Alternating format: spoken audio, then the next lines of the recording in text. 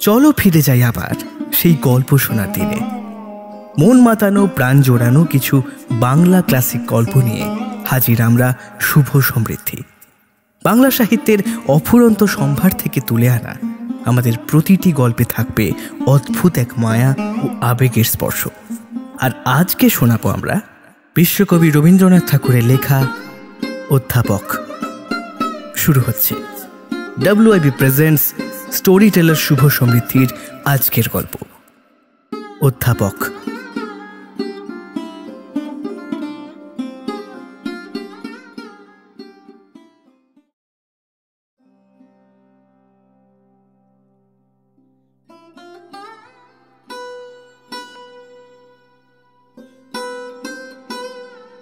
কলেজে আমার সহপাঠী সম্প্রদায়ের মধ্যে আমার একটু বিশেষ প্রতিপত্তি ছিল। সকলেই আমাকে সকল বিষয়েই সমজদার বলিয়া মনে করিত। ইহার প্রধান কারণ ভুল হোক আর ঠিক হোক, সকল বিষয়েই আমার একটা মতামত ছিল। অধিকাংশ লোকেই হ্যাঁ বা না জোর করিয়া বলিতে পারে না, আমি সেটা খুব বলিতাম। কেবল যে আমি মতামত লইয়াছিলাম তাহা নহে, নিজেও রচনা করিতাম, বক্তৃতা দিতাম, কবিতা লিখিতাম, সমালোচনা করিতাম এবং সর্বপ্রকারে আমার সহপাঠীদের ঈর্ষা ও শ্রদ্ধার পাত্র হইয়াছিলাম। কলেজে এইরূপে শেষ পর্যন্ত আপন মহিমা মহিয়ান রাখিয়া বাহির হইয়া আসিতে পারিতাম। কিন্তু ইতিমধ্যে আমার খ্যাতিস্থানের শনি এক নূতন অধ্যাপকের মূর্তি ধারণ করিয়া কলেজে উদিত হইল। আমাদের তখনকার সেই নবীন অধ্যাপকটি আজকালকার একজন সুবিখ্যাত লোক। অতএব আমার এই জীবন বৃত্তান্তে তাহার নাম গোপন করিলেও তাহার উজ্জ্বল নামের বিশেষ ক্ষতি হইবে না। আমার প্রতি তাহার আচরণ লক্ষ্য করিয়া বর্তমান ইতিহাসে তাহাকে বামাচরণ বাবু বলিয়া ডাকা যাইবে। ইহার বয়স যে আমাদের অপেক্ষা অধিক ছিল তাহা নহে। অল্পদিন হইল MA পরীক্ষায় প্রথম হইয়া টনি সাহেবের বিশেষ প্রশংসা লাভ করিয়া বাহির হইয়া আসিয়াছেন। কিন্তু লোকটি ব্রাহ্ম বলিয়া কেমন তাহাকে অত্যন্ত সুদূর এবং স্বতন্ত্র মনে হইত। আমাদের সমকালীন সমবয়স্ক বলিয়া বোধ হইত না। আমরা নব্য হিন্দুর দল পরস্পরের মধ্যে তাহাকে ব্রহ্মদৈত্য বলিয়া ডাকিতাম। আমাদের একটা তর্ক সভা ছিল। আমি সে সভার বিক্রমাদিত্য এবং আমি সে সভার নবরত্ন ছিলাম। আমরা 36 জন সভ্য ছিলাম। তন্মধ্যে 35 জনকে গণনা হইতে বাদ দিলে কোনো ক্ষতি হইত না এবং অবশিষ্ট একজনের যোগ্যতা সম্বন্ধে আমার যেরূপ ধারণা, উক্ত 35 জনেরও সেই রূপ ধারণা ছিল। এই সভার বার্ষিক অধিবেশন উপলক্ষে আমি কার্লাইলের সমালোচনা করিয়া এক ওজস্বী প্রবন্ধ রচনা করিয়াছিলাম। মনে দৃঢ় বিশ্বাস ছিল তাহার অসাধারণত্বে শ্রোতা মাত্রেই চমৎকৃত হইবে। চমৎকৃত হইবার কথা ছিল, কারণ আমার প্রবন্ধে কার্লাইলকে আদ্যপান্ত নিন্দা করিয়াছিলাম। সেই অধিবেশনের সভাপতি ছিলেন বামাচরণ বাবু। প্রবন্ধ পাঠ শেষ হইলে আমার সহাধ্যায়ী ভক্তগণ আমার মতের অসম সাহসিকতা ও ইংরাজি ভাষার বিশুদ্ধ তেজস্বিতায় বিমুগ্ধ ও নিরুত্তর হইয়া বসিয়া রহিল। কাহারও কিছু বক্তব্য নাই শুনিয়া বামাচরণবাবু উঠিয়া শান্ত গম্ভীর স্বরে সংক্ষেপে বুঝিয়া দিলেন যে আমেরিকার সুলেখক সুবিখ্যাত লাওয়েল সাহেবের প্রবন্ধ হইতে আমার প্রবন্ধটির যে অংশ চুরি সে অংশ অতি চমৎকার এবং যে অংশ আমার সম্পূর্ণ নিজের সেটুকু পরিত্যাগ করিলেই ভালো হইত। যদি তিনি বলিতেন লাওয়েলের সহিত নবীন প্রবন্ধ লেখকের মতন এমনকি ভাষারও আশ্চর্য অবিকল ঐক্য দেখা যাইতেছে, তাহা হইলে তাহার কথাটা সত্য হইত, অথচ অপ্রিয় হইত না। এই ঘটনার পর সহপাঠী মহলে আমার প্রতি যে অখণ্ড বিশ্বাস ছিল তাহাতে একটা বিদারণ রেখা পড়িল। কেবল আমার চিরানুরক্ত ভক্তাগ্রগণ্য অমূল্য চরণের হৃদয়ে লেশমাত্র বিকার জন্মিল না। সে আমাকে বারংবার বলিতে লাগিল, তোমার বিদ্যাপতি নাটকখানা ব্রহ্মদৈত্যকে শুনাইয়া দাও, দেখি সে সম্বন্ধে নিন্দুক কি বলিতে পারে।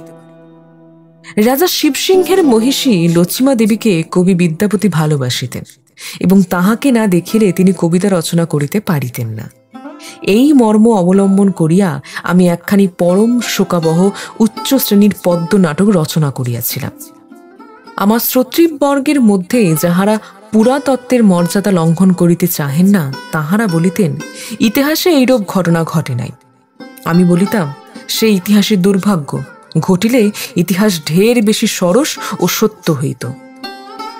নাটকখানি যে উচ্চ শ্রেণীর সে কথা আমি পূর্বেই বলিয়াছি। অমূল্য বলিত সর্বোচ্চ শ্রেণীর। আমি আপনাকে যতটা মনে করিতাম সে আবার আমাকে তাহার চেয়েও বেশি মনে করিত। অতএব আমার যে কি এক বিরাট রূপ তাহার চিত্তে প্রতিফলিত ছিল, আমিও তাহার ইয়ত্তা করিতে পারিতাম না। নাটকখানি বামাচরণ বাবুকে শুনাইয়া দেওয়ার পরামর্শ আমার কাছে মন্দ লাগিল না, কারণ সে নাটকে নিন্দাযোগ্য ছিদ্র লেশমাত্র ছিল না, এইরূপ আমার সুদৃঢ় বিশ্বাস। অতএব আর একদিন তর্কসভার বিশেষ অধিবেশন আহত হইল। ছাত্রবৃন্দের সমক্ষে আমি আমার নাটকখানি পাঠ করিলাম এবং বামাচরণবাবু তাহার সমালোচনা করিলেন। সে সমালোচনাটি বিস্তারিত আকারে লিপিবদ্ধ করিবার প্রবৃত্তি আমার নাই। সংক্ষেপত সমালোচনাটি আমার অনুকূল হয় নাই। বামাচরণবাবুর মতে নাটকগত পাত্রগণের চরিত্র ও মনোভাব সকল নির্দিষ্ট বিশেষত্ব প্রাপ্ত হয় নাই। বড় বড় সাধারণ ভাবের কথা আছে, কিন্তু তাহা বাষ্পবৎ অনিশ্চিত। লেখকের অন্তরের মধ্যে আকার ও জীবনপ্রাপ্ত হইয়া তাহা সৃজিত হইয়া উঠে নাই। বৃশ্চিকের পুচ্ছ দেহেই ফুল থাকে। বামাচরণবাবুর সমালোচনার উপসংহারে তীব্রতম বিষ সঞ্চিত ছিল। আসন গ্রহণ করিবার পূর্বে তিনি বলিলেন, আমার এই নাটকের অনেকগুলি দৃশ্য এবং মূল ভাবটি গেটে রচিত টাসো নাটকের অনুকরণ, এমনকি অনেক স্থলে অনুবাদ। একথা সদুত্তর ছিল। আমি বলিতে পারিতাম হোক অনুকরণ, কিন্তু সেটা নিন্দার বিষয় নহে। সাহিত্য রাজ্যে চুরিবিদ্যা বড় বিদ্যা, এমনকি ধরা পড়িল। সাহিত্যের বড় বড় মহাজন এই কাজ করিয়া আসিয়াছেন, এমনকি শেক্সপিয়ারও বাদ যান না। সাহিত্যে যাহার অরিজিনালিটি অত্যন্ত অধিক, সেই চুরি করিতে সাহস করে, কারণ সে পরের জিনিসকে সম্পূর্ণ আপনার মনে করিতে পারে, সম্পূর্ণ আপনার করিতে পারে। ভালো ভালো এইরূপ আরো অনেক কথা ছিল, কিন্তু সেদিন বলা হয় নাই। বিনয় তাহার কারণ নয়। আসল কথা, সেদিন একটি কথাও মনে পড়ে নাই। প্রায় 5-7 দিন পরে একে একে উত্তরগুলি দৈবগত ব্রহ্মাস্ত্রের ন্যায় আমার মনে উদিত হইতে লাগিল। কিন্তু শত্রুপক্ষ সম্মুখে উপস্থিত না থাকাতে সে অস্ত্রগুলি আমাকেই বিঁধিয়া মারিল। ভাবিতাম এ কথাগুলো অন্তত আমার ক্লাসের ছাত্রদিগকে শুনাইয়া দিব, কিন্তু উত্তরগুলি আমার সহাধ্যায়ী গর্দব দিগের বুদ্ধির পক্ষে কিছু অতিমাত্র সূক্ষ্ম ছিল। তাহারা জানিত চুরি মাত্রেই চুরি। আমার চুরি এবং অন্যের চুরিতে যে কতটা প্রভেদ আছে তাহা বুঝিবার সামর্থ্য যদি তাহাদের থাকিত, তবে আমার সহিত তাহাদের বিশেষ প্রভেদ থাকিত না। বিএ পরীক্ষা দিলাম। পরীক্ষায় উত্তীর্ণ হইতে পারিব তাহা তো আমার সন্দেহ ছিল না, কিন্তু মনে আনন্দ রহিল না। বামাচরণের সেই গুটিকত কথার আঘাতে আমার সমস্ত খ্যাতি ও আশার অভ্রবেদী মন্দির ভগ্নস্তূপ হইয়া পড়িল। কেবল আমার প্রতি অবোধ অমূল্যের শ্রদ্ধা কিছুতেই হ্রাস হইল না। প্রভাতে যখন যশস্সূর্য আমার সম্মুখে উদিত ছিল, তখনও সেই শ্রদ্ধা অতি দীর্ঘ ছায়ান্যায় আমার পদতল লগ্ন হইয়াছিল। আবার সায়ান্নে যখন আমার যশস্সূর্য অস্তন্মুখ হইল, তখনও এই শ্রদ্ধা দীর্ঘায়তন বিস্তার করিয়া আমার পদপ্রান্ত পরিত্যাগ করিল না। কিন্তু এই শ্রদ্ধায় কোনো পরিতৃপ্তি নাই। ইহা শূন্য ছায়া মাত্র। ইহা মূঢ় ভক্ত হৃদয়ের মোহান্ধকার। ইহা বুদ্ধির উজ্জ্বল রশ্মিপাত নহে। বাবা বিবাহ দেওয়ার জন্য আমাকে দেশ হইতে ডাকিয়া পাঠাইলেন। আমি কিছুদিন সময় লইলাম। বামাচরণ বাবুর সমালোচনায় আমার নিজের মধ্যে একটা আত্মবিরোধ, নিজের প্রতি নিজের একটা বিদ্রোহ ভাব জন্মিয়াছিল। আমার সমালোচক অংশ আমার লেখক অংশকে গোপনে আঘাত দিতেছিল। আমার লেখক অংশ বলিতেছিল আমি ইহার প্রতিশোধ লইব, আবার একবার লিখিব এবং তখন দেখিব আমি বড় না আমার সমালোচক বড়। মনে মনে স্থির করিলাম বিশ্বপ্রেম, পরের জন্য আত্মবিসর্জন এবং শত্রুকে মার্জনা, এই ভাবটি অবলম্বন করিয়া গদ্যে হোক পদ্যে হোক খুব সাবলাইম গোছের একটা কিছু লিখিব। বাঙালি সমালোচক দিগকে সুবৃহৎ সমালোচনার খোরাক যোগাইব।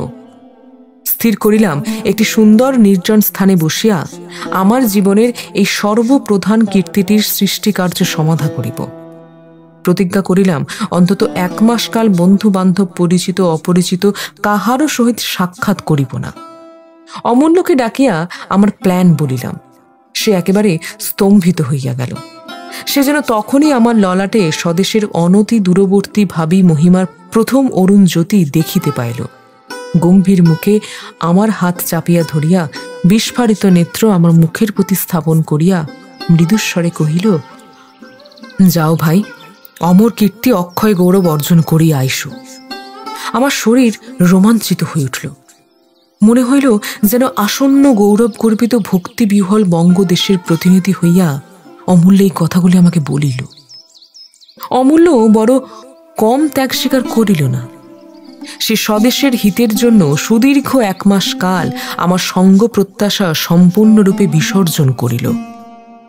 সুগভীর দীর্ঘ নিঃশ্বাস ফেলিয়া আমার বন্ধু ট্রামে চড়িয়া তাহার কর্নওয়ালিস স্ট্রিটের বাসায় চলিয়া গেল। আমি গঙ্গার ধারে ফরাসডাঙ্গার বাগানে অমর কীর্তি অক্ষয় গৌরব উপার্জন করিতে গেলাম। গঙ্গার ধারে নির্জন ঘরে স্মৃত হইয়া শুইয়া বিশ্বজনীন প্রেমের কথা ভাবিতে ভাবিতে মধ্যাহ্নে প্রগাঢ় নিদ্রাবেশ হইত। একেবারে অপরাহ্নের 5টার সময় জাগিয়া উঠিতাম। তাহার পর শরীর মনটা কিছু অবসাদগ্রস্ত হইয়া থাকিত। কোনো মতে চিত্ত বিনোদন ও সময় যাপনের জন্য বাগানের পশ্চাৎ দিকে রাজপথের ধারে একটা ছোট্ট কাষ্টাসনে বসিয়া চুপচাপ করিয়া গরুর গাড়ি ও লোক চলাচল দেখিতাম। নিতান্ত অসহ্য হইলে স্টেশনে গিয়া বসিতাম। টেলিগ্রাফের কাঁটা কটকট শব্দ করিত, টিকিটের ঘণ্টা বাজিত, লোক সমাগম হইত। রক্তচক্ষু সহস্র পদ লৌহ সরীসৃপ ফুসিতে ফুসিতে আসিত, উৎকট চিৎকার করিয়া চলিয়া যাইত। লোকজনের হুড়ুহুড়ি পড়িত। কিয়ৎক্ষণের জন্য কৌতুক বোধ করিতাম। বাড়ি ফিরিয়া আহার করিয়া সঙ্গী অভাবে সকাল সকাল শুইয়া পড়িতাম এবং প্রাতঃকালে সকাল সকাল উঠিবার কিছুমাত্র প্রয়োজন না থাকাতে বেলা 8-9টা পর্যন্ত বিছানায় যাপন করিতাম। শরীর মাটি হইল। বিশ্বপ্রেমেরও কোনো অন্ধিসন্ধি খুঁজিয়া পাইলাম না। কোনো কালে একা থাকা অভ্যাস না থাকাতে সঙ্গীহীন গঙ্গা তীর শূন্য শ্মশানের মতো বোধ হইতে লাগিল। অমূল্যটাও এমনই গর্ধব যে একদিনের জন্য সে আপন প্রতিজ্ঞা ভঙ্গ করিল না। ইতিপূর্বে কলকাতায় বসিয়া ভাবিতাম বিপুল ছায়া বটগৃহের তলে পা ছড়াইয়া বসিব। পদপ্রান্তে কলনাদিনী শতশ্রেণী আপন মনে বহিয়া চলিবে। মাঝখানে স্বপ্নাবিষ্ট কবি এবং চারিদিকে তাহার ভাব রাজ্য ও বহিঃপ্রকৃতি। কারণে পুষ্প, শাখায় বিহঙ্গ, আকাশে তারা, মনের মধ্যে বিশ্বজনীন প্রেম এবং লেখনী মুখে অশ্রান্ত অজস্র ভাবস্রোত বিচিত্র ছন্দে প্রবাহিত। কিন্তু কোথায় প্রকৃতি এবং কোথায় প্রকৃতির কবি, কোথায় বিশ্ব আর কোথায় বিশ্বপ্রেমিক? একদিনের জন্য বাগানে বাহির হই নাই। কাননের ফুল কাননে ফুটিত, আকাশের তারা আকাশে উঠিত, বটবৃক্ষের ছায়া বটবৃক্ষের তলে পড়িত। আমিও ঘরের ছেলে ঘরে পড়িয়া থাকিতাম। আত্মমাহাত্ম্য কিছুতে প্রমাণ করিতে না পারায় বামাচরণের প্রতি আক্রোশ বাড়িয়া উঠিতে লাগিল। সে সময়টাতে বাল্যবিবাহ লইয়া বাংলার শিক্ষিত সমাজে একটা বাকযুদ্ধ বাঁধিয়াছিল। বামাচরণ বাল্যবিবাহের বিরুদ্ধ পক্ষে ছিলেন এবং পরস্পর শোনা গিয়াছিল যে তিনি একটি যুবতী কুমারীর প্রণয় পাশে আবদ্ধ এবং অচিরে পরিণয় পাশে বদ্ধ হইবার প্রত্যাশায় আছেন। বিষয়টা আমার কাছে অত্যন্ত কৌতুকবহ ঠেকিয়াছিল এবং বিশ্বপ্রেমের মহাকাব্য ধরা দিল না। তাই বসিয়া বসিয়া বামাচরণকে নায়কের আদর্শ করিয়া কদম্বগলি মজুমদার নামক এক কাল্পনিক যুবতীকে নায়িকা খাড়া করিয়া সুতীব্র এক প্রহসন লিখিলাম। লেখনে এই অমর কীর্তিটি প্রসব করিবার পর আমি কলিকাতা যাত্রার উদ্যোগ করিতে লাগিলাম। এমন সময় যাত্রায় ব্যাঘাত পড়িল। একদিন অপরাহ্নে স্টেশনে না গিয়া অলসভাবে বাগানবাড়ির ঘরগুলি পরিদর্শন করিতেছিলাম। আবশ্যক না হওয়াতে ইতিপূর্বে অধিকাংশ ঘরে পদার্পণ করি নাই। বাহ্য বস্তু সম্বন্ধে আমার কৌতূহল বা অভিনিবেশ লেশমাত্র ছিল না। সেদিন নিতান্তই সময় যাপনের উদ্দেশ্যে বায়ু ভরে উড্ডিনচ্যুত পত্রের মতো ইতস্তত ফিরিতেছিলাম। উত্তর দিকের ঘরের দরজা খুলিবা মাত্র একটি ক্ষুদ্র বারান্দায় গিয়া উপস্থিত হইলাম। বারান্দার সম্মুখেই বাগানের উত্তর সীমার প্রাচীরের গাত্র সংলগ্ন দুইটি বৃহৎ জামের গাছ মুখোমুখি করিয়া দাঁড়িয়ে আছে। সেই দুইটি গাছের মধ্যবর্তী অবকাশ দিয়া আরেকটি বাগানের সুদীর্ঘ বকুল বীথির কিয়দংশ দেখা যায়। কিন্তু সে সমস্তই আমি পরে প্রত্যক্ষ করিয়াছিলাম। তখন আমার আর কিছুই দেখিবার অবসর হয় নাই। কেবল দেখিয়াছিলাম একটি ষোড়শী যুবতী হাতে একখানি বই লইয়া মস্তক আনমিত করিয়া পদচারণা করিতে করিতে অধ্যয়ন করিতেছে। ঠিক সে সময় কোনরূপ তত্ত্বালোচনা করিবার ক্ষমতা ছিল না। কিন্তু কিছুদিন পরে ভাবিয়াছিলাম যে দুষ্যন্ত বড় বড় বান সরাসন বাগাইয়া রথে চড়িয়া বনে মৃগয়া করিতে আসিয়াছিলেন। মৃগ তো মরিল না, মাঝে হইতে দৈবাত 10 মিনিট কালগাছের আড়ালে দাঁড়াইয়া যাহা দেখিলেন, যাহা শুনিলেন, তাহাই তাহার জীবনে সকল দেখাশোনার সেরা হইয়া দাঁড়াইল। আমিও পেন্সিল, কলম এবং খাতাপত্র উদ্যত করিয়া কাব্য মৃগয়ে বাহির হইয়াছিলাম। বিশ্বপ্রেম বেচারা তো পলাইয়া রক্ষা পাইল, আর আমি দুইটি জামগাছের আড়াল হইতে যাহা দেখিবার তাহা দেখিয়া লইলাম। মানুষের একটা জীবনে এমন দুইবার দেখা যায় না। পৃথিবীতে অনেক জিনিসই দেখি নাই, জাহাজে উঠি নাই, বেলুনে উড়ি নাই, কয়লার খনির মধ্যে নামি নাই, কিন্তু আমার নিজের মানসিক আদর্শের সম্বন্ধে আমি যে সম্পূর্ণ ভ্রান্ত এবং অজ্ঞ ছিলাম, তাহা এই উত্তর দিকের বারান্দায় আসিবার পূর্বে সন্দেহ মাত্র করি নাই। বয়স 21 প্রায় উত্তীর্ণ হয়, ইতিমধ্যে আমার অন্তঃকরণ কল্পনাযোগ বলে নারী সৌন্দর্যের একটা ধ্যানমূর্তি যে সৃজন করিয়া লয় নাই, একথা বলতে পারি না। সেই মূর্তিতে নানা বেশভূষায় সজ্জিত এবং নানা অবস্থার মধ্যে স্থাপন করিয়াছি, কিন্তু কখনো সুদূর স্বপ্নেও তাহার পায়ে জুতা, গায়ে জামা, হাতে বই দেখিব এমন আশাও করি নাই, ইচ্ছাও করি নাই।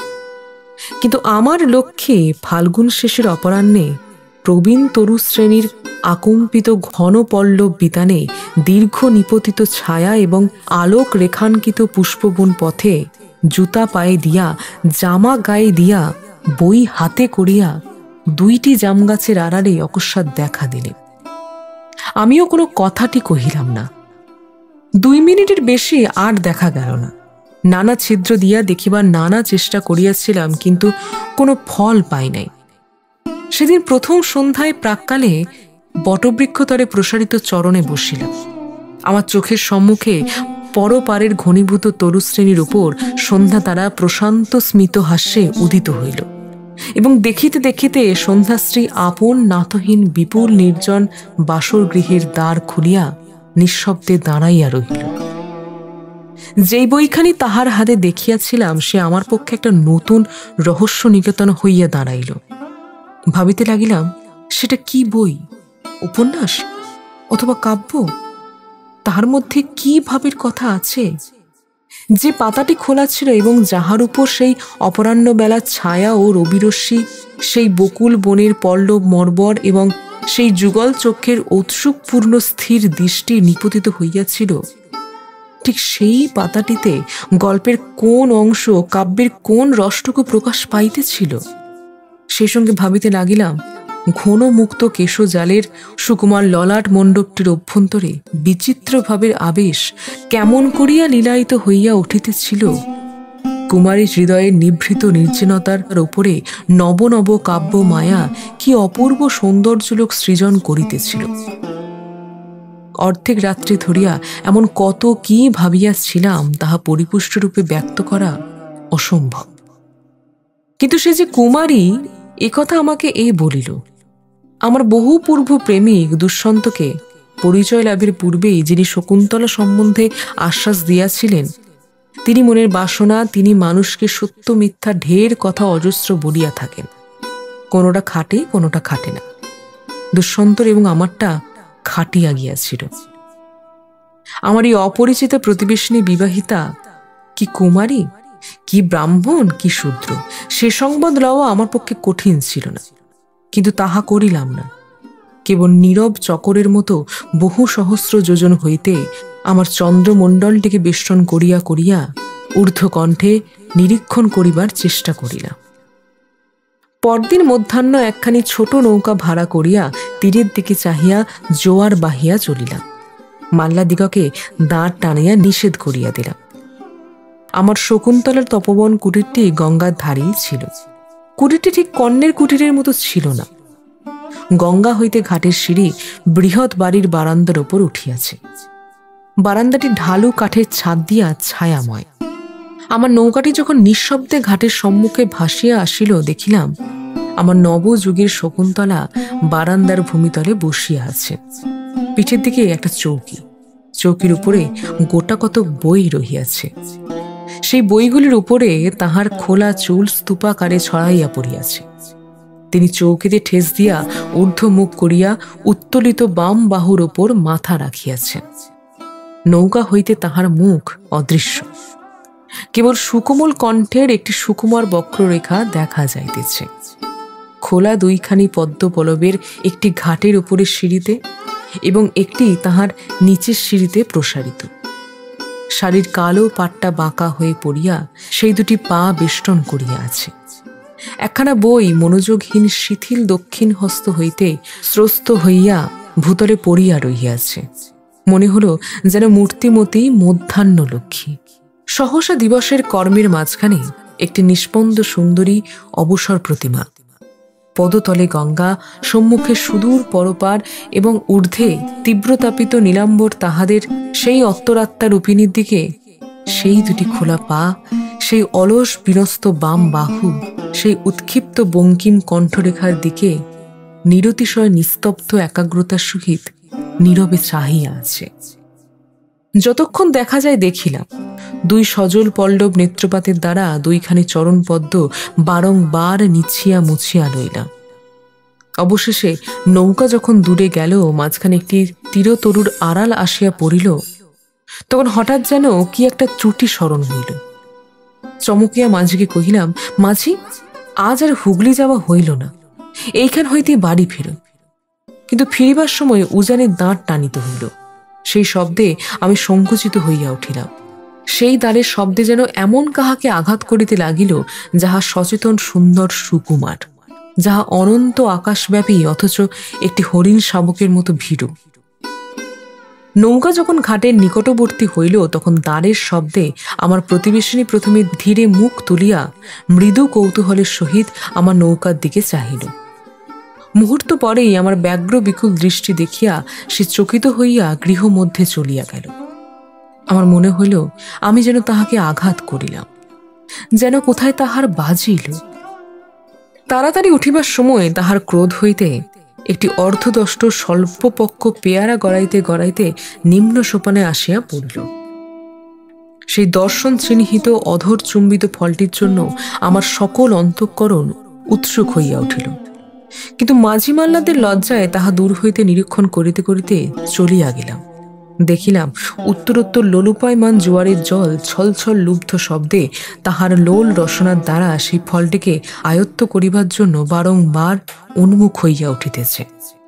আধ ঘণ্টার মধ্যে তাহার নির্লজ্জ অধ্যাবসায় চরিতার্থ হইবে, ইহাই কল্পনা করিয়া ক্লিষ্ট চিত্তে আমি আমার বাড়ির ঘাটে আসিয়া উত্তীর্ণ হইলাম। বটবৃক্ষ ছায়ায় পা ছড়াইয়া দিয়া সমস্ত দিন স্বপ্ন দেখিতে লাগিলাম। দুইখানি সুকোমল পদপল্লবের তলে বিশ্ব প্রকৃতি মাথা নত করিয়া পড়িয়া আছে। আকাশ আলোকিত, ধরণী পুলকিত, বাতাস উতলা, তাহার মধ্যে দুইখানি অনাবৃত চরণ স্থির নিষ্পন্দ সুন্দর। তাহারা জানেও না যে তাহাদের রেণু কোণার মাদকতায় তপ্ত যৌবন নব বসন্ত দিগ্বিদিকে রোমাঞ্চিত হইয়া উঠিয়াছে। ইতিপূর্বে প্রকৃতি আমার কাছে বিক্ষিপ্ত বিচ্ছিন্ন ছিল, নদী বন আকাশ সমস্তই স্বতন্ত্র ছিল। আজ সেই বিপুল বিকীর্ণতার মাঝে একটি সুন্দরী প্রতিমূর্তি দেখা দিবামাত্র তাহা অবয়ব ধারণ করিয়া এক হইয়া উঠিয়াছে। আজ প্রকৃতি আমার কাছে এক ও সুন্দর, সে আমাকে অহরহ মুখভাবে অনুনয় করিতেছে। আমি মৌন, তুমি আমাকে ভাষা দেও। আমার অন্তঃকরণে যে একটি অব্যক্ত স্তব উত্থিত হইতেছে, তুমি তাহাকে ছন্দে লয়ে তানে তোমার সুন্দর মানব ভাষায় ধ্বনিত করিয়া তোলো। প্রকৃতির এই নীরব অনুনয় আমার হৃদয়ে তন্ত্রী বাজিতে থাকে। বারংবার কেবল এই গান শুনি, হে সুন্দরী, হে মনোমোহিনী, হে বিশ্বজয়িনী, হে মনো প্রাণ পতঙ্গের একটিমাত্র দীপশিখা, হে অপরিসীম জীবন, হে অনন্ত মধুর মৃত্যু। এই গান শেষ করিতে পারি না, সংলগ্ন করিতে পারি না, ইহাকে আকারে পরিস্ফুট করিতে পারি না, ইহাকে ছন্দে গাঁথিয়া ব্যক্ত করিয়া বলিতে পারি না। মনে হয় আমার অন্তরের মধ্যে জোয়ারের জলের মতো একটা অনির্বচনীয় অপরিমেয় শক্তির সঞ্চার হইতেছে। এখনো তাহাকে আয়ত্ত করিতে পারিতেছি না। যখন পারিব তখন আমার কণ্ঠ অকস্মাৎ দিব্য সঙ্গীতে ধ্বনিত, আমার ললাট অলৌকিক আভায় আলোকিত হইয়া উঠিবে। এমন সময় একটি নৌকার পরপারে নৈহাটি স্টেশন হইতে পার হইয়া আমার বাগানের ঘাটে আসিয়া লাগিল। দুই স্কন্ধের ওপর কোঁচানো চাদর ঝুলাইয়া ছাতারি কক্ষে লইয়া হাস্য মুখে অমূল্য নামিয়া পড়িল। অকস্মাৎ বন্ধুকে দেখিয়া আমার মনে যেরূপ ভাবোদয় হইল, আশা করি শত্রুর প্রতিও কাহারও যেন সেইরূপ না ঘটে। বেলা প্রায় 2টার সময় আমাকে সেই বটের ছায়ায় নিতান্ত ক্ষিপ্তের মতো বসিয়া থাকিতে দেখিয়া অমূল্যর মনে ভারী একটা আশার সঞ্চার হইল। পাছে বঙ্গদেশের ভবিষ্যৎ সর্বশ্রেষ্ঠ কাব্যের কোনো একটা অংশ তাহার পদশব্দে সচকিত হইয়া বন্য রাজহংসের মতো একেবারে জলের মধ্যে গিয়া পড়ে, সেই ভয়ে সে সংকোচে মৃদুমন্দ গমনে আসিতে লাগিল। দেখিয়া আমার আরও রাগ হইল। কিঞ্চিত অধীর হইয়া কহিলাম, কি হে অমূল্য, ব্যাপারখানা কি? তোমার পায়ে কাঁটা ফুটিল নাকি? অমূল্য ভাবিল আমি খুব একটা মজার কথা বলিলাম। হাসিতে হাসিতে কাছে আসিয়া তরুতল কোঁচা দিয়া বিশেষ রূপে ঝাড়িয়া লইল। পকেট হইতে একটি রুমাল লইয়া ভাঁজ খুলিয়া বিছাইয়া তাহার উপরে সাবধানে বসিয়া কহিল, যে প্রহসনটা লিখিয়া পাঠাইয়াছ সেটা পড়িয়া হাসিয়া বাঁচি না বলিয়া তাহার স্থানে স্থানে আবৃত্তি করিতে করিতে হাস্যোচ্ছ্বাসে তাহা নিঃশ্বাসরোধ হইবার উপক্রম হইল। আমার এমনই মনে হইল যে কলমে সেই প্রহসনটা লিখিয়াছিলাম সেটা যে গাছের কাষ্ঠদণ্ডে নির্মিত, সেটাকে শিকড়শুদ্ধ উৎপাটন করিয়া মস্ত একটা আগুনে প্রহসনটাকে ছাই করিয়া ফেলিলেও আমার খিদে মেটে না। অমূল্য সসংকোচে জিজ্ঞাসা করিল, তোমার সে কাব্যের কত দূর? শুনিয়া আরও আমার গা জ্বলিতে লাগিল। মনে মনে কহিলাম, যেমন আমার কাব্য তেমন তোমার বুদ্ধি। মুখে কহিলাম, সেসব পরে হইবে ভাই, আমাকে অনর্থক ব্যস্ত করিয়া তুলিও না। অমূল্য লোকটা কৌতূহলী, চারিদিক পর্যবেক্ষণ না করিয়া সে থাকিতে পারে না। তাহার ভয়ে আমি উত্তরের দরজাটা বন্ধ করিয়া দিলাম। সে আমাকে জিজ্ঞাসা করিল, ওদিকে কি আছে হে? আমি বলিলাম, কিছু না। এত বড় মিথ্যা কথাটা আমার জীবনে আর কখনো বলি নাই। 2টা দিন আমাকে নানা প্রকারে বিদ্ধ করিয়া দগ্ধ করিয়া 3য় দিনের সন্ধ্যার ট্রেনে অমূল্য চলিয়া গেল। এই 2টা দিন আমি বাগানের উত্তরের দিকে যাই নাই, সেদিকে নেত্রপাত মাত্র করি নাই। কৃপণ যেমন তাহার রত্ন ভাণ্ডারটি লুকিয়া বেড়ায়, আমি তেমনি করিয়া আমার উত্তরের সীমানার বাগানটি সামলাইয়া বেড়াইতেছিলাম। অমূল্য চলিয়া যাইবা মাত্র একেবারে ছুটিয়া দ্বার খুলিয়া দোতলার ঘরের উত্তরের বারান্দায় বাহির হইয়া পড়িলাম। উপরে উন্মুক্ত আকাশে প্রথম কৃষ্ণপক্ষের অপর্যাপ্ত জ্যোৎস্না, নিম্নে শাখাজাল নিবদ্ধ তরুশ্রেণী তলে খণ্ড কিরণ খচিত একটি গভীর নিভৃত প্রদোষান্ধকার। মর্মরিত ঘন পল্লবের দীর্ঘ নিঃশ্বাসে, তরুতল বিচ্ছিত বকুল ফুলের নিবিড় সৌরভে এবং সন্ধ্যারণ্যের স্তম্ভিত সংযত নিঃশব্দতায় তাহার রোমে রোমে পরিপূর্ণ হইয়াছিল। তাহারই মাঝখানটিতে আমার কুমারী প্রতিবেশিনী তাহার শ্বেতশস্ত্র বৃদ্ধ পিতার দক্ষিণ হস্ত ধরিয়া ধীরে ধীরে পদচারণা করিতে করিতে কি কথা কহিতেছিল। বৃদ্ধ সস্নেহে অথচ শ্রদ্ধা ভরে ঈষৎ অবনমিত হইয়া নীরব মনোযোগ সহকারে শুনিতেছিলেন। এই পবিত্র স্নিগ্ধ বিশ্রম্ভালাপে ব্যাঘাত করিবার কিছুই ছিল না। সন্ধ্যাকালের শান্ত নদীতে কচিত দ্বারের শব্দ সুদূরে বিলীন হইতেছিল এবং অবিরল তরুশাখার অসংখ্য নীরে 2-1টি পাখি দৈবাত ক্ষণিক মৃদু কাকলিতে জাগিয়া উঠিতেছিল। আমার অন্তঃকরণ আনন্দে অথবা বেদনায় যেন বিদীর্ণ হইবে মনে হইল। আমার অস্তিত্ব যেন প্রসারিত হইয়া সেই ছায়ালোক বিচিত্র ধরণীতলের সহিত এক হইয়া গেল। আমি যেন আমার বক্ষস্থলের ওপর ধীর বিক্ষিপ্ত পদচারণা অনুভব করিতে লাগিলাম, যেন তরু পল্লবের সহিত সংলগ্ন হইয়া গিয়া আমার কানের কাছে মধুর মৃদু গুঞ্জন ধ্বনি শুনিতে পাইলাম। এই বিশাল মূঢ় প্রকৃতির অন্তর্বেদনা যেন আমার সর্বশরীরের অস্থিগুলির মধ্যে কুহুরিত হইয়া উঠিল। আমি যেন বুঝিতে পারিলাম ধরণী পায়ের নিচে পড়িয়া থাকে, অথচ পা জড়াইয়া ধরিতে পারে না বলিয়া ভিতরে ভিতরে কেমন করিতে থাকে। নত শাখা বনস্পতিগুলি কথা শুনিতে পারে, অথচ কিছুই বুঝিতে পারি না বলিয়া সমস্ত শাখায় পল্লবে মিলিয়া কেমন ঊর্ধ্বশ্বাসে উন্মাদ করস শব্দে হাহাকার করিয়া উঠিতে চাই।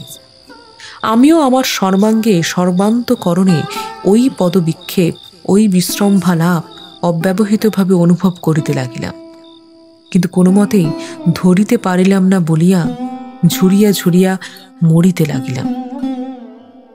পরদিন আমি আর থাকিতে পারিলাম না। প্রাতঃকালে আমার প্রতিবেশীর সহিত সাক্ষাৎ করিতে গেলাম। ভবনাথবাবু তখন বড় এক পেয়ালা চা পাশে রাখিয়া চোখে চশমা নিয়া নীল পেন্সিলে দাগ করা একখানা হ্যামিল্টনের পুরাতন পুঁথি মনোযোগ দিয়া পড়িতেছিলেন। আমি ঘরে প্রবেশ করিলে চশমার উপরিভাগ হইতে আমাকে কিয়ৎক্ষণ অন্য মনস্কভাবে দেখিলেন। বই হইতে মনটাকে এক মুহূর্তে প্রত্যাহরণ করিতে পারিলেন না। অবশেষে অকস্মাৎ সচকিত হইয়া ত্রস্তভাবে আতিথ্যের জন্য প্রস্তুত হইয়া উঠিলেন। আমি সংক্ষেপে আত্মপরিচয় দিলাম। তিনি এমনই শশব্যস্ত হইয়া উঠিলেন যে চশমার খাপ খুঁজিয়া পাইলেন না। খামোখা বলিলেন, আপনি চা খাইবেন? আমি যদিও চা খাই না, তথাপি বলিলাম, আপত্তি নাই। ভবনাথবাবু ব্যস্ত হইয়া উঠিয়া কিরণ কিরণ বলিয়া ডাকিতে লাগিলেন। দ্বারের নিকট অত্যন্ত মধুর শব্দ শুনিলাম। কি বাবা? ফিরিয়া দেখিলাম তাপসকর্ণ দুহিতা সহসা আমাকে দেখিয়া ত্রস্ত হরিণীর মতো পলায়নোদ্যতা হইতেছে। ভবনাথবাবু তাহাকে ফিরিয়া ডাকিলেন। আমার পরিচয় দিয়া কহিলেন, ইনি আমাদের প্রতিবেশী মহেন্দ্র কুমার বাবু, এবং আমাকে কহিলেন, ইনি আমার কন্যা কিরণবালা। আমি কি করিব ভাবিয়া পাইতেছিলাম না। ইতিমধ্যে কিরণ আমাকে আনম্র সুন্দর নমস্কার করিলেন। আমি তাড়াতাড়ি ত্রুটি সারাইয়া দিয়া তাহা শোধ করিয়া দিলাম।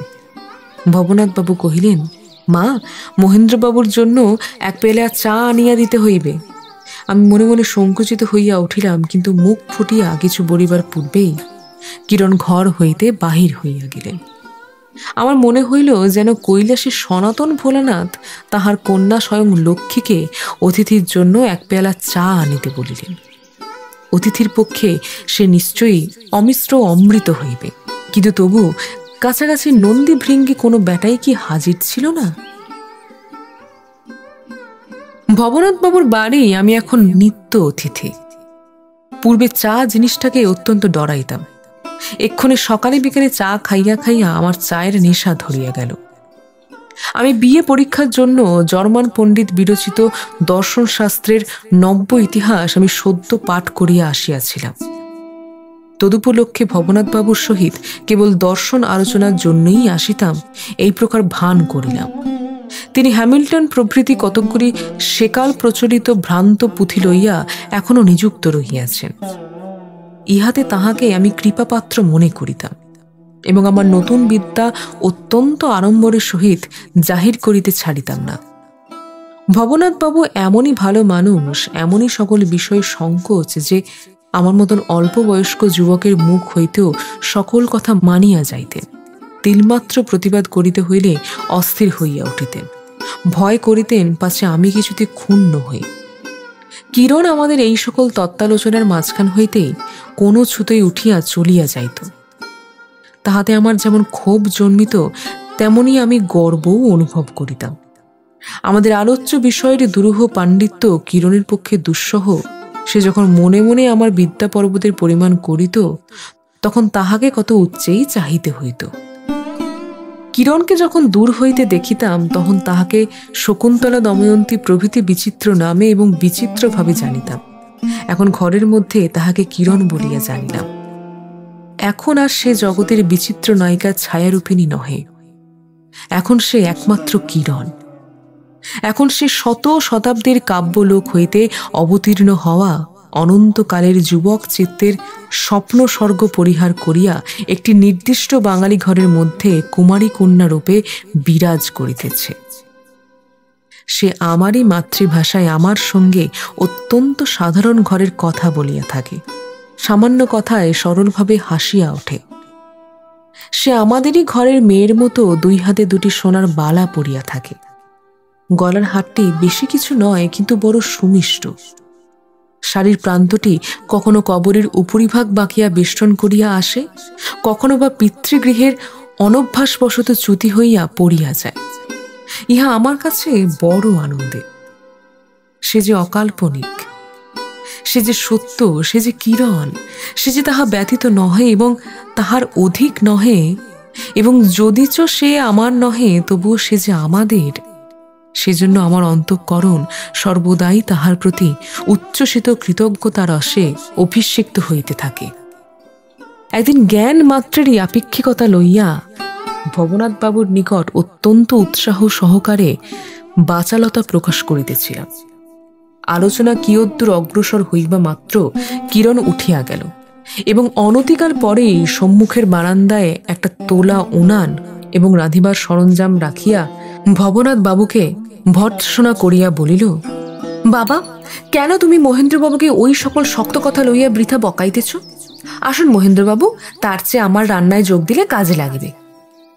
ভবনাথ বাবুর কোনো দোষ ছিল না এবং কিরণ তাহা অবগত ছিল, কিন্তু ভবনাথ বাবু অপরাধীর মতো অনুতপ্ত হইয়া ঈষৎ হাসিয়া বলিলেন, তাহা বটে, আচ্ছা ও কথাটা আর একদিন হইবে। এই বলিয়া নিরুদ্বিগ্ন চিত্তে তিনি তাহার নিত্য নিয়মিত অধ্যয়নে নিযুক্ত হইলেন। আবার আরেকদিন অপরাহ্নে আর একটা গুরুতর কথা পাড়িয়া ভবনাথ বাবুকে স্তম্ভিত করিয়া দিতেছি এমন সময় মাঝখানে আসিয়া কিরণ কহিল, মহেন্দ্রবাবু, অবলাকে সাহায্য করিতে হইবে, দেয়ালে লতা চড়াইব, নাগাল পাইতেছি না, আমাকে এই পেরেকগুলি মারিয়া দিতে হবে। আমি উৎফুল্ল হইয়া উঠিয়া গেলাম। ভবনাথ বাবুও প্রফুল্ল মনে পড়িতে বসিলেন। এমনই প্রায় যখনই ভবনাথ বাবুর কাছে আমি ভারী কথা পারিবার উপক্রম করি, কিরণ একটা না একটা কাজের ছুতা ধরিয়া ভঙ্গ করিয়া দেয়। ইহাতে আমি মনে মনে পুলকিত হইয়া উঠিতাম।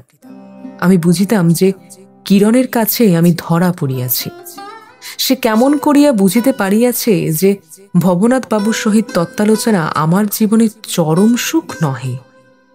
বাহ্য বস্তুর সহিত আমার ইন্দ্রিয়বোধের সম্বন্ধ নির্ণয় করিতে গিয়া যখন দুরূহ রহস্য রসাতলের মধ্যপথে অবতীর্ণ হইয়াছি, এমন সময় কিরণ আসিয়া বলিত, মহেন্দ্রবাবু, রান্নাঘরের পাশে আমার বেগুনের ক্ষেত আপনাকে দেখাইয়া আনিগে, চলুন। আকাশকে অসীম মনে করা কেবল আমাদের অনুমান মাত্র। আমাদের অভিজ্ঞতা ও কল্পনা শক্তির বাহিরে কোথাও কোনো এক রূপে তাহার সীমা থাকা কিছুই অসম্ভব নহে। ইত্যাকার মন্তব্য প্রকাশ করিতেছে এমন সময় কিরণ আসিয়া বলিত, মহেন্দ্রবাবু, 2টা আম পাকিয়াছে, আপনাকে ডাল নামাইয়া ধরিতে হইবে।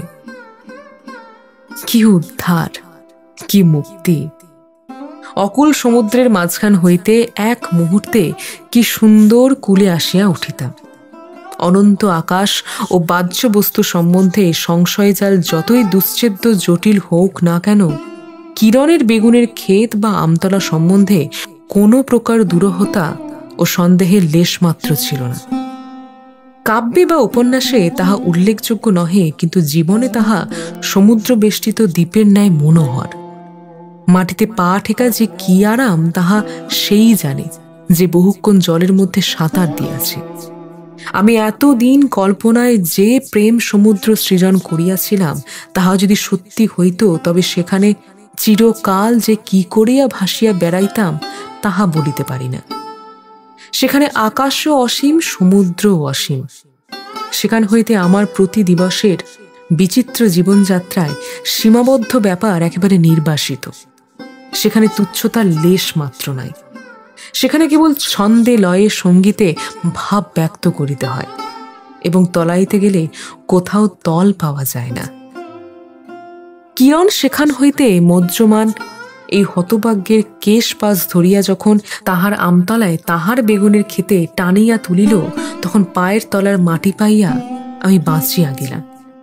আমি দেখিলাম বারান্দায় বসিয়া খিচুড়ি রাঁধিয়া, মই চড়িয়া দেয়ালে পেরেক মারিয়া লেবু গাছে ঘন সবুজ পত্ররাশির মধ্য হইতে সবুজ লেবু ফল সন্ধান করিতে সাহায্য করিয়া অভাবনীয় আনন্দ লাভ করা যায়, অথচ সেই আনন্দ লাভের জন্য কিছুমাত্র প্রয়াস পাইতে হয় না।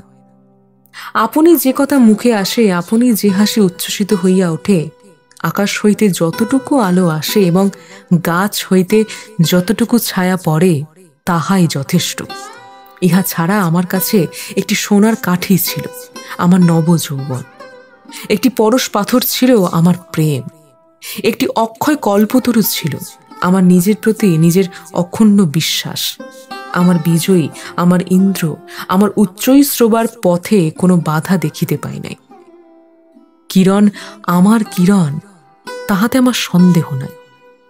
সে কথা এতক্ষণ পর্যন্ত স্পষ্ট করিয়া বলি নাই, কিন্তু হৃদয়ের এক প্রান্ত হইতে আরেক প্রান্ত মুহূর্তের মধ্যে মহা সুখে বিদীর্ণ করিয়া সে কথা বিদ্যুতের মতো আমার সমস্ত অন্তঃকরণ ধাঁধিয়া ক্ষণে ক্ষণে নাচিয়া উঠিতেছিল। কিরণ আমার কিরণ।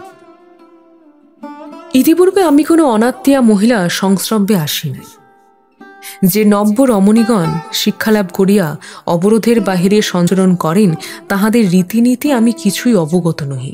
অতএব তাহাদের আচরণে কোনখানে শিষ্টতার সীমা, কোনখানে প্রেমের অধিকার, তাহা আমি কিছুই জানি না। কিন্তু ইহাও জানি না আমাকে কেনই বা ভালো না বাসিবে, আমি কোন অংশে নুন। কিরণ যখন আমার হাতে চায়ের পেয়ালাটি দিয়া যাইত, তখন চায়ের সঙ্গে পাত্র ভরা কিরণের ভালোবাসাও গ্রহণ করিতাম। চাটি যখন পান করিতাম, তখন মনে করিতাম আমার গ্রহণ সার্থক হইল এবং কিরণেরও দান সার্থক হইল।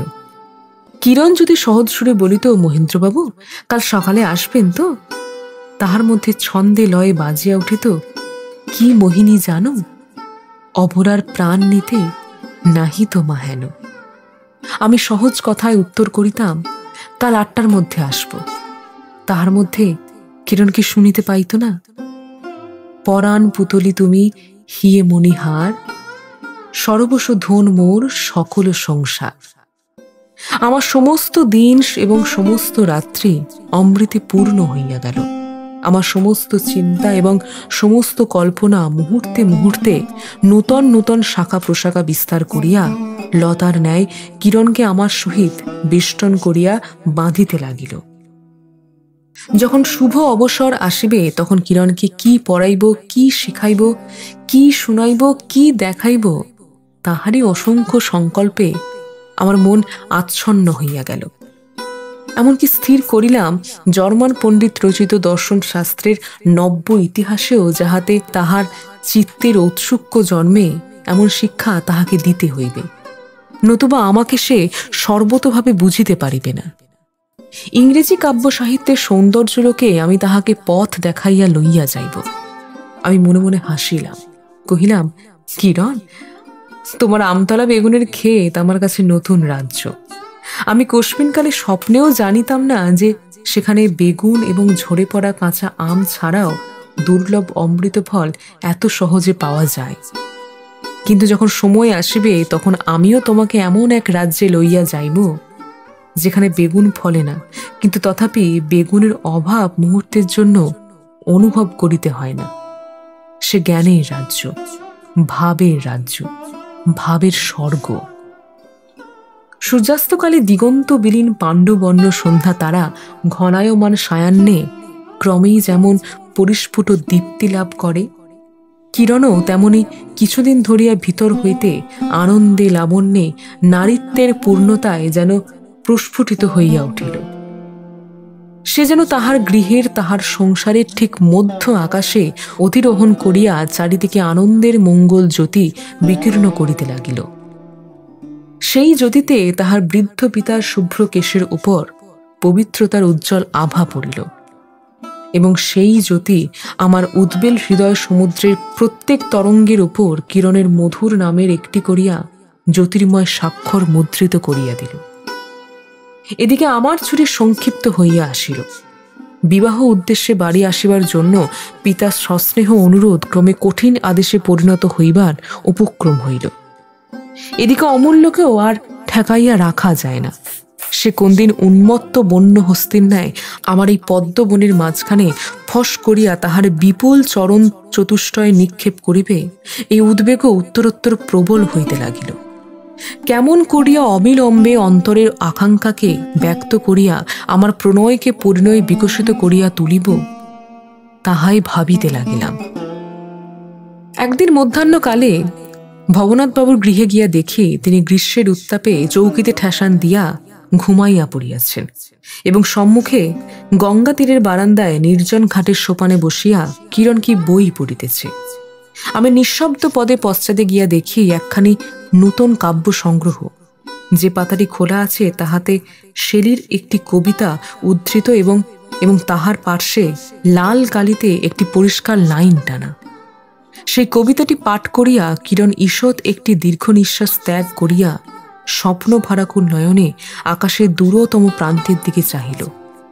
বোধ হইল যেন সেই একটি কবিতা কিরণ আজ 1 ঘণ্টা ধরিয়া 10 বার করিয়া পড়িয়াছে এবং অনন্ত নীলাকাশে আপন হৃদয় তরণীর পালে একটি মাত্র উত্তপ্ত দীর্ঘ নিঃশ্বাস দিয়া তাহাকে অতি দূর নক্ষত্রলোকে প্রেরণ করিয়াছে। শেলি কাহার জন্য এই কবিতাটি লিখিয়াছিল জানি না।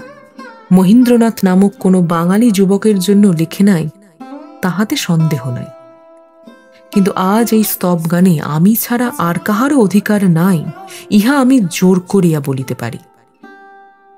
কিরণ এই কবিতাটির পাশে আপন অন্তরতম হৃদয় পেন্সিল দিয়া একটি উজ্জ্বল রক্তচিহ্ন আঁকিয়া দিয়াছে। এই মায়া কণ্ডির মোহ মন্ত্রে কবিতাটি আজ তাহারই এবং সেই সঙ্গে আমারও।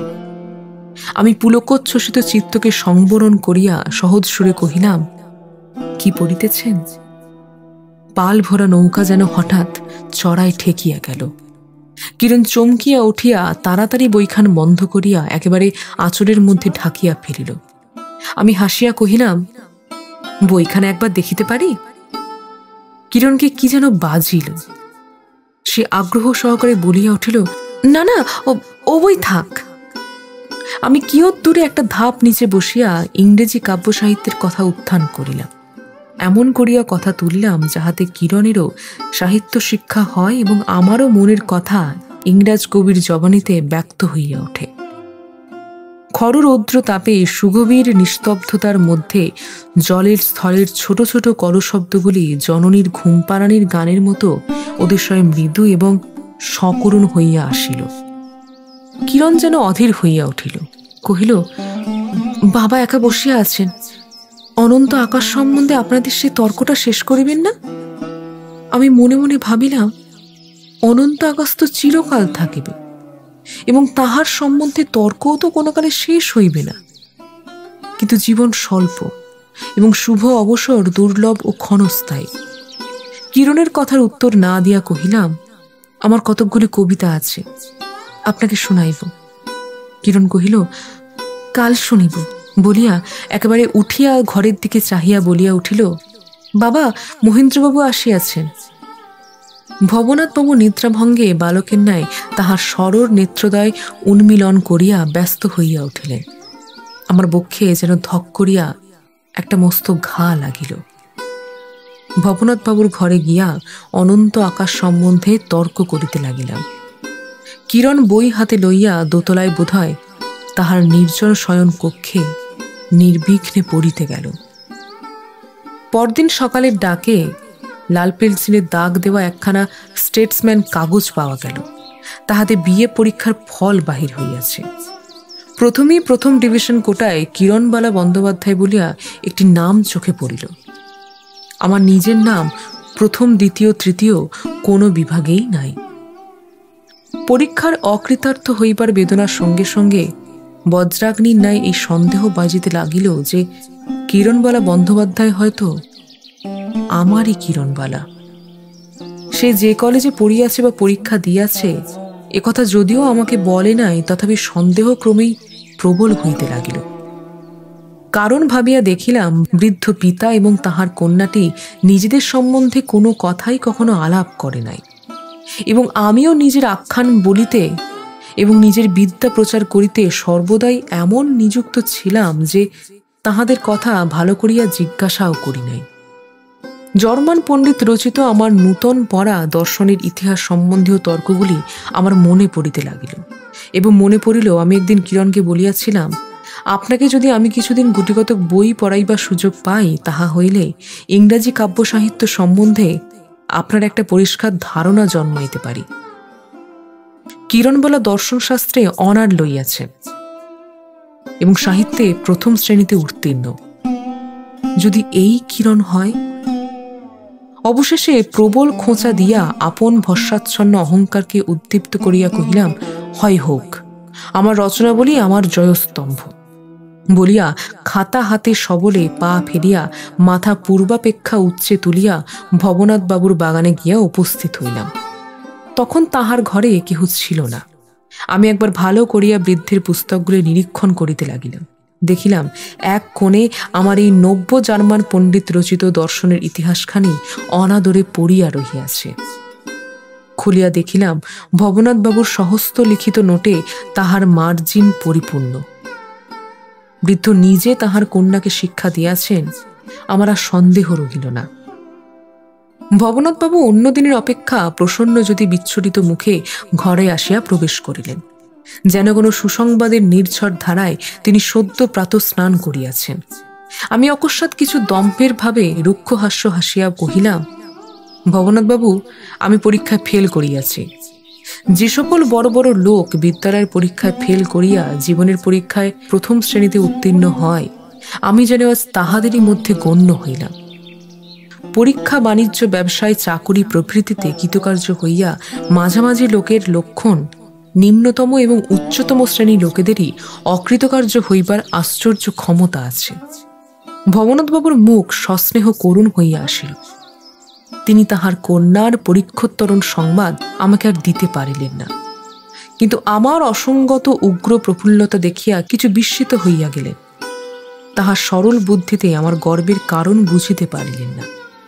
এমন সময় আমার কলেজের নবীন অধ্যাপক বামাচরণ বাবুর সহিত কিরণ সলজ্জ সরসোজ্জ্বল মুখে বর্ষাধৌত লতাটির মতো ছলছল করিতে করিতে ঘরের মধ্যে প্রবেশ করিল। আমার আর কিছুই বুঝিতে বাকি রহিল না। রাত্রে বাড়িতে আসিয়া আমার রচনাবলীর খাতাখানা পুরাইয়া ফেরিয়া দেশে গিয়া বিবাহ করিলাম। গঙ্গার ধারে যে বৃহৎ কাব্য লিখিবার কথা ছিল, তাহা লেখা হইল না, কিন্তু জীবনের মধ্যে তাহা লাভ করিলাম।